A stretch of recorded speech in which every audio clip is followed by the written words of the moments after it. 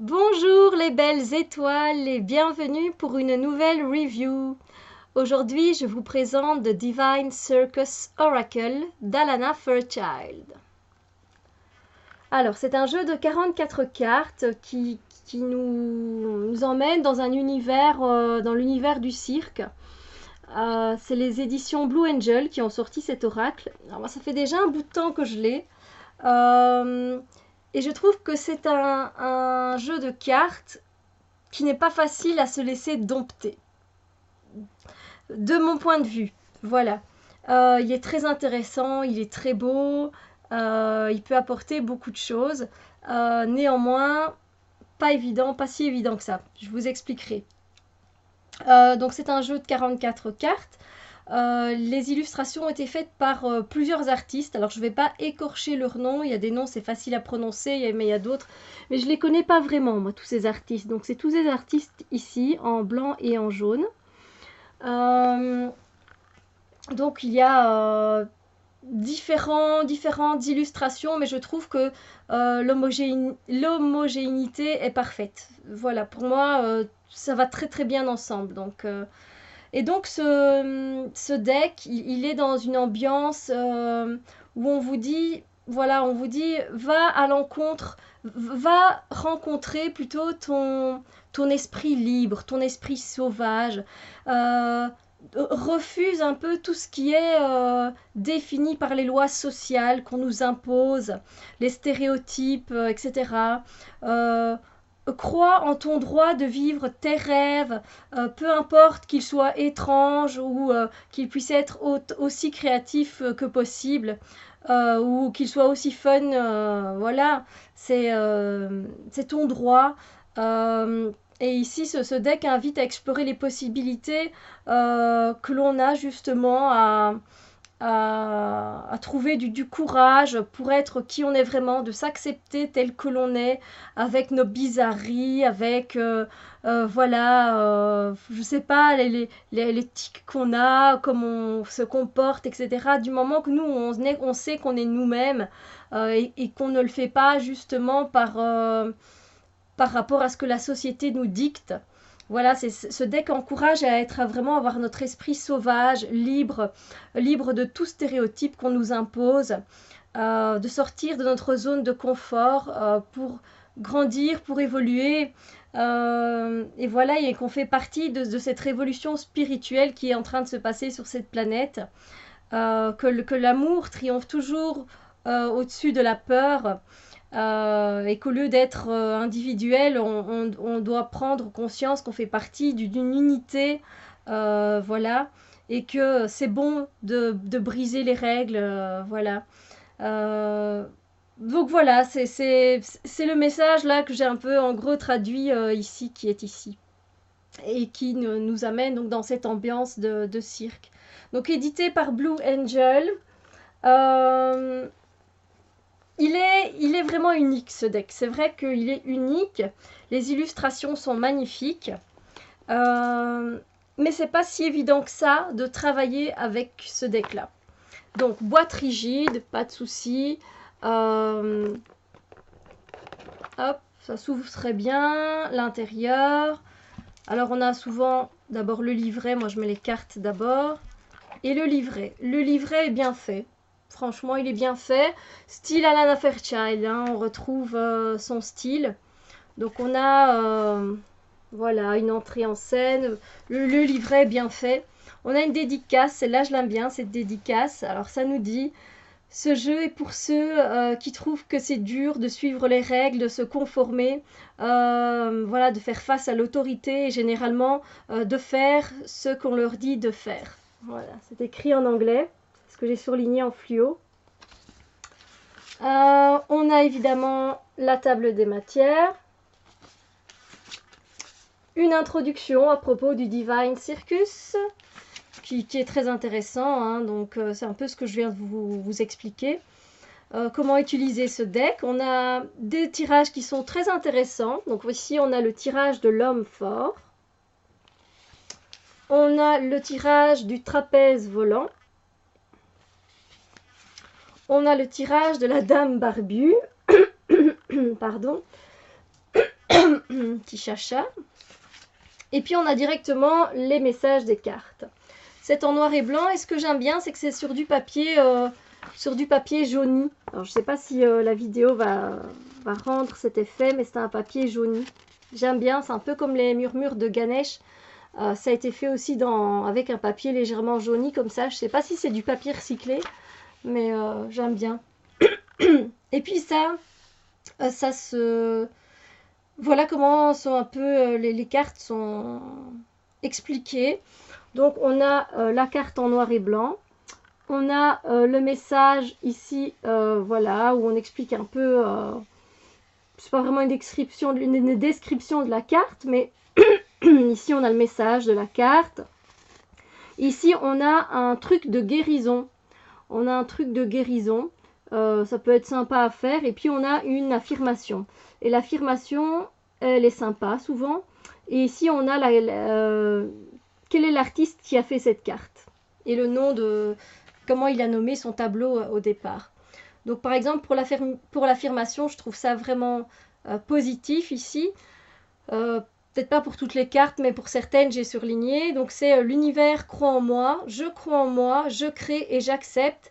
Et je profite de chaque opportunité qui enjolive mon esprit et font mon cœur chanter. Je trouve ça très beau. Et donc c'est pareil pour toutes les cartes. Voilà. Voilà, par exemple ici on a la même chose. Et alors l'affirmation, voilà, je suis heureuse de croire en moi avec confiance, couleur et optimisme. Voilà, je trouve ça très beau. Après le truc de guérison, des fois elle le met, c'est un peu spécial et elle le décrit au début du livret. C'est peut-être un peu bizarre le truc de guérison, mais il faut savoir qu'on est dans le monde du cirque et donc elle voulait pas mettre un truc de guérison, je vais pas dire simple, mais parce que c'est pas compliqué, hein. C'est juste qu'elle voulait que ce soit elle voulait que ce soit fun, quoi. Voilà, c'est vraiment ça. Et voilà, et à la fin du livre, on a comme d'habitude un petit mot sur l'artiste. Ah non, oui, sur Alana Fairchild, sur le Divine Circus, et également il y a un index de tous les illustrateurs qui ont collaboré à ce deck. Donc voilà. Il est bien fait, j'avoue qu'il est bien fait, c'est complètement du style d'Alana Fairchild avec des messages, des fois où on voit pas trop où elle veut nous emmener, mais je trouve que ça reste quand même plutôt assez clair, je trouve. Alors, les cartes maintenant. Les cartes, eh bien, une carte taille standard, des cartes oracle, rien à dire là-dessus. Le dos des cartes, je le trouve adapté complètement à l'ambiance. La tranche est blanche. Personnellement, moi, ça ne me dérange pas quand les tranches sont blanches parce que au fil du temps, je trouve que bien que ce soit très très beau, les bordures argentées ou dorées ou rosées, je trouve ça magnifique. Mais au fil du temps, avec le fait qu'on mélange les cartes, ça s'abîme. Voilà, alors je vous laisse regarder les cartes, je vais vous les présenter. N'hésitez pas à me dire ce que vous en pensez. Puis si vous avez ce deck, voilà ce que vous en pensez vous aussi. Les illustrations sont magnifiques, hein. J'avoue que pour ça, il n'y a rien à dire. Les cartes sont glossy. Mais alors, moi quand j'avais reçu ce deck et que j'ai voulu travailler avec, et j'ai travaillé avec, ben, je peux vous dire que c'est pas évident de travailler spécialement avec un deck comme ça à l'intuition. Voilà. Il y a des choses qui peuvent ressortir assez facilement avec certaines cartes et il y a d'autres qui ne sortent pas du tout facilement. Moi, franchement, j'ai bugué sur certaines cartes. Je dis, mais c'est quoi le message de cet arlequin? Voilà, clairement, je ne vais pas vous mentir. Il y en a où il y a des symboles, où on sait aller tirer des choses. Il y en a, c'est pas si évident que ça. Et je n'arrivais pas à capter le message qu'on me faisait passer. Donc ben là, j'allais voir le livret, tout simplement. Après là, ça fait un petit temps que je ne l'avais pas ressorti. Donc voilà, je me suis dit, ben tiens, je vais vous le présenter. Il y a des cartes qui sont très très bien faites. Il y a des cartes où on comprend là où on veut nous emmener. Mais il y en a non. Enfin, pour moi, non. Et voilà, je trouve que c'est un deck magnifique, évidemment. Et voilà, avec le temps, ça va. Avec le temps, on arrive à travailler avec, on a notre message, et puis si on ne l'a pas intuitivement, c'est pas grave, vous pouvez utiliser le livret, il est là pour ça aussi. On nous délivre des messages, si vous avez tiré cette carte-là, ça a sûrement un sens pour votre journée. Ça a un sens d'ailleurs.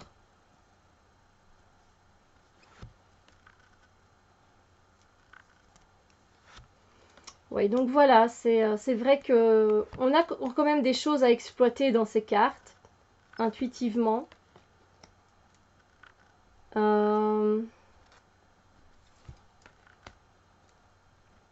il faut travailler avec, il faut s'entraîner avec ce deck pour moi. Voilà. Ça demande un entraînement, comme au cirque, on va dire, quand ils s'entraînent dans leur jeu d'équilibriste ou de jongleur. Mais là, c'est pareil.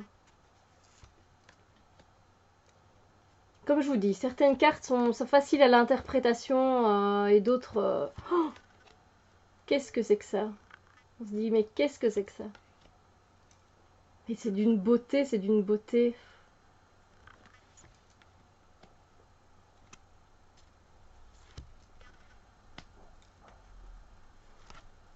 Voilà, moi personnellement, j'aime bien ce deck, mais je travaille peu avec. Voilà.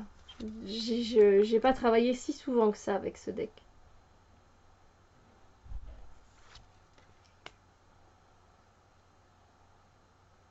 Je sais pas s'il fait le focus sur toutes les cartes.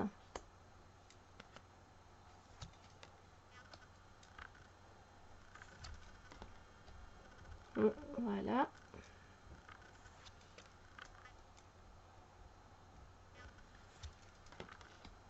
Et voilà. Voilà, donc je vais pas faire un tirage intuitif. Je peux le faire, hein, sérieux. Je vais plutôt vous montrer les cartes qui me touchent, que je trouve vraiment sublimes. Et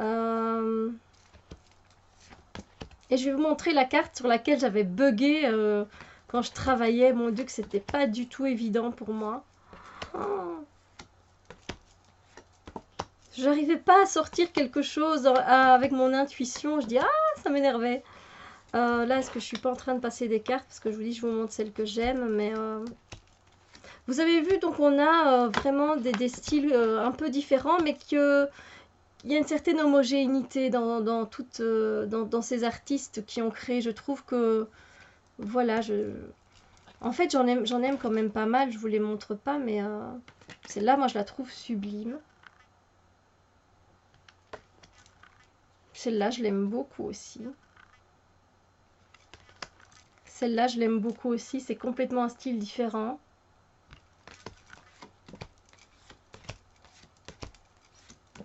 Celle-là, elle est sublime. Celle-là aussi, je la trouve chouette. Très belle. Ah, celle-là, elle est très très belle. Je la trouve magnifique. Magnifique. Celle-là aussi.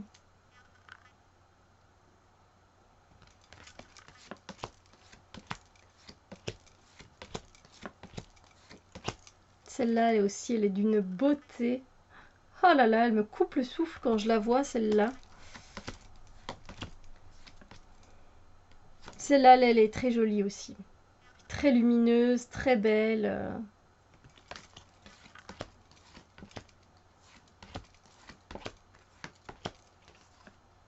Celle-là, je l'aime beaucoup aussi, la guerrière. Et celle sur laquelle j'ai bugué à l'interprétation, enfin avec mon intuition, hein, donc de me plonger dans la carte, c'est celle-ci. Il n'y a rien qui me venait. Ah, c'était un truc de dingue, hein. C'était vraiment un truc de dingue. Mais bon, voilà, avec le temps, comme je vous dis, travailler avec ce deck, et voilà. Donc c'est un univers particulier. Ce sont plus des portraits, mais il y a quand même des choses sur lesquelles on peut travailler, hein. Des fois, voilà, ça peut peut-être être un peu plus dur sur certaines cartes. Par exemple, voilà, vous avez cette carte-ci à l'intuition. Qu'est-ce que ça vous a, de quoi ça vous parle? Voilà, vous avez celle-ci. De quoi ça vous parle? Quel est le message? Intuitivement, voilà, des fois, c'est vrai que il faut vraiment se plonger dans la carte. Il faut Je vous dis, il faut vraiment travailler ce deck, il faut le travailler, ouais, clairement. Voilà. Moi, je le trouve très beau, néanmoins. Je trouve que ça reste un bon outil aussi, effectivement, pour être... pour travailler sur nous-mêmes d'une façon fun, en fait. Mais je vous avoue que si vous voilà, si vous parlez pas anglais, ça va pas être super facile.